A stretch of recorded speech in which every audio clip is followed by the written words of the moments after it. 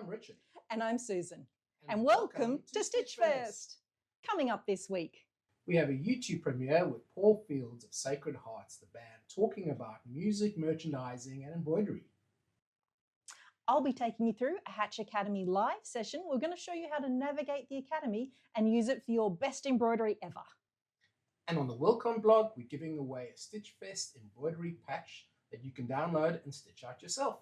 Meanwhile, on the Hatch blog, we're going to be giving you some Thanksgiving designs ready for you to stitch out.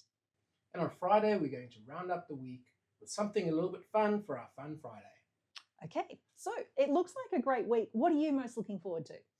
I'm looking forward to hearing what Paul has to say. As a musician myself, I am very interested in merchandising, and to see what he's going to be doing and talking about is something I'm really excited about.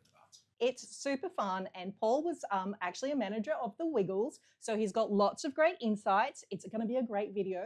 Be sure to check out all of the information. You'll find it all on the Hatch website or on the Wilcom website.